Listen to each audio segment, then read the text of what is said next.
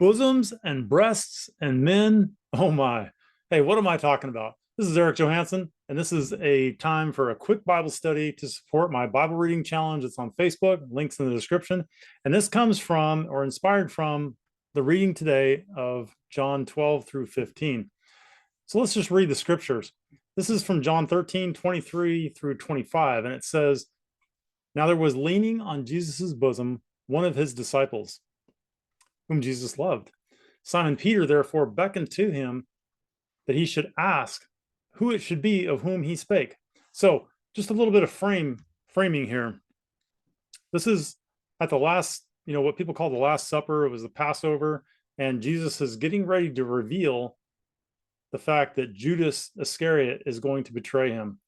And so verse 25 says, "He then lying on Jesus's breast saith unto him, Lord, who is it?" Okay, so all these men were gathered together to do the Passover, do this Jewish tradition of recognizing the Passover. This is something, if you're not familiar with the Passover, this came from when Israel, when Moses was basically working with God to remove Israel from their bondage in Egypt. And so God instructed Moses to have the Israelites sacrifice a lamb and put its blood over the doorposts of their residence, so that when the destroying angel of the Lord came through the land of Egypt to kill all the firstborn, they would literally pass over the homes of the Jewish people. Okay, and so that's why it's called Passover. It's a very Jewish thing. So if you think you're doing Passover today, you're just not understanding a rightly divided Bible. So I talk a lot about that in other topics, but I'm going to stay on this one. So here's these men, these 12 men plus Jesus, and they're doing this very Jewish tradition. They're eating food together, and Jesus is talking about things to them that they don't fully understand. And but what I'm really emphasizing here is that these men were close. They had an intimate relationship.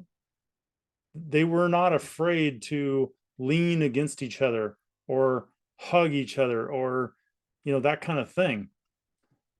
And so that's the kind of relationship that Jesus had with these men.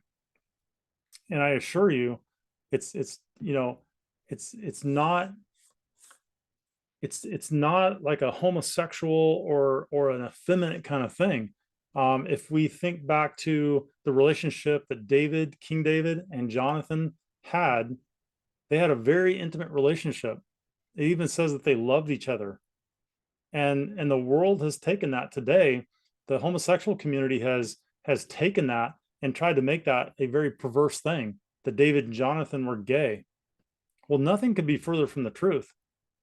So the fact is that Jesus surrounded himself with very manly men. These were working class men that had warrior type skills. And in fact, at one point, Peter, in defense of the Lord, had good enough sword skills that he removed a man's ear, a soldier's ear. So think about taking a long, I don't know if it was a broadsword or if it was a short sword, but hey, it doesn't matter. Even if it was a short knife, this man had enough skill to walk up to a soldier and slice his ear off without cutting into his shoulder, without cutting into his head, and just accurately cut his ear off. Hey, I'm a knife guy. I mean, I carry knives all the time. I like my knives, okay? And I'm fairly skilled with knives, but I would not attempt to walk up and cut somebody's ear off for fear of cutting their head off or something. So I just don't have those kind of skills. But Peter did. Okay, so I think that when we think about the kind of relationship that Jesus had with his disciples, I bet these men weren't necessarily like that before they met Jesus. I would definitely stand on the idea that Jesus helped these men become intimate with each other. So the reality today is that men scarcely touch each other today, for fear of appearing weak or homosexual, or, just it's so unfamiliar.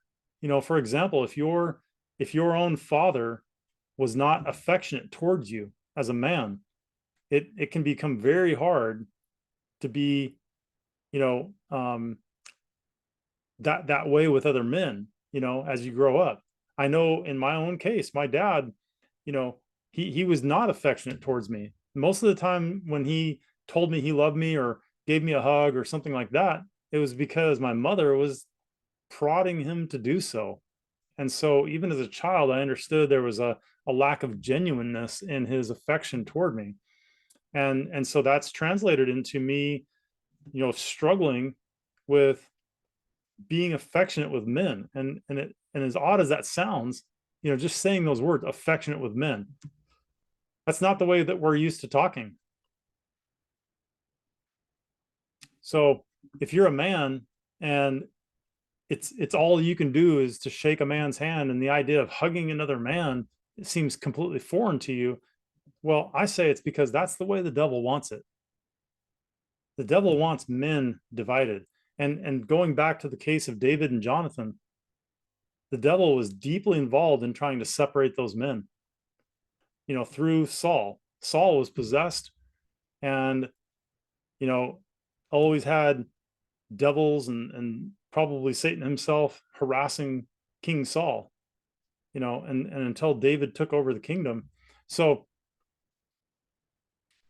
I say, as men today in this modern age, and really throughout history, but it's just gotten worse as the homosexual movement and the LGBTQ plus thing and all that's excelled and become really normalized.